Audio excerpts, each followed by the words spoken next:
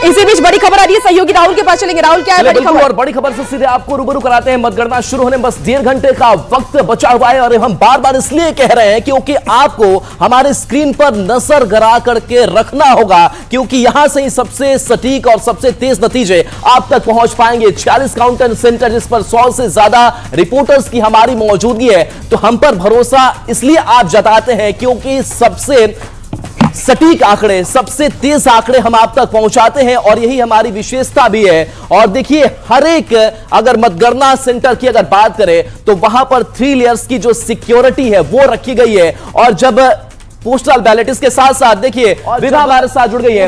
विभा, विधानसभा studio ये बड़ी तैयारी और आपके पीछे कुछ कुर्सियां नजर आ रही है जिस पर पन्नी भी नई नई लगी हुई है, लेकिन जो असली कुर्सी है उस तक पहुंचने की होड़ है। क्या और तस्वीरें वहां से उस तक पहुंचने की होड़ है, क्या और तस्वीरें वहां से?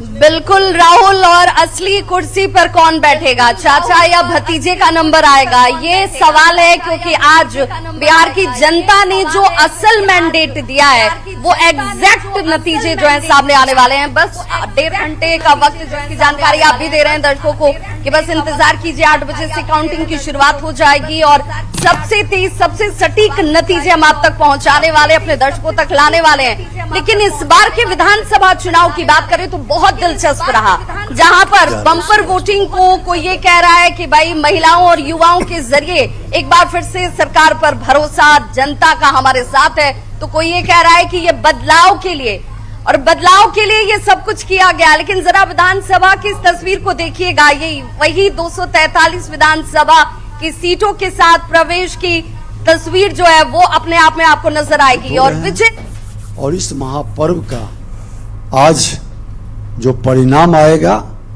वो बिहार के लिए ही नहीं देश के लिए बड़ा शुभ होगा।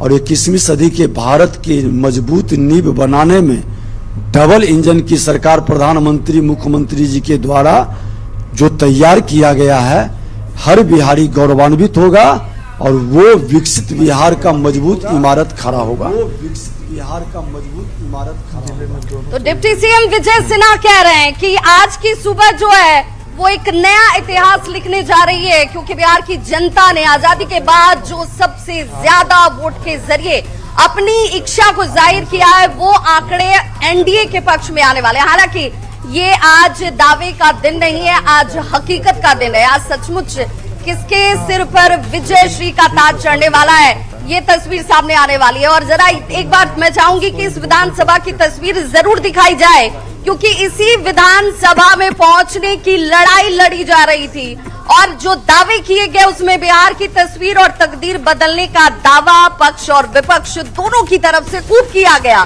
कहा गया कि भाई युवाओं को रोजगार से जोड़कर बिहार की जो सरकार बनेगी वो सरकार युवा चलाएंगे।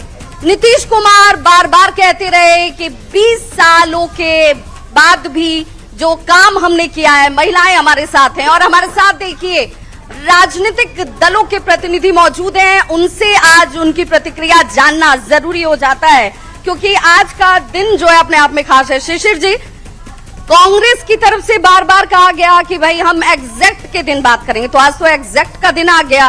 कैसी है सुबह, रात कैसे कटी? देखिए, दरअसल हम लोग पूरी तरह आश्वस्त हैं कि बिहार की जनता ने बदलाव के लिए वोट किया है, बिहार की जनता ने बेहतर शासन के लिए वोट किया है, बिहार की जनता ने युवा नेतृत्व के लिए वोट किया है।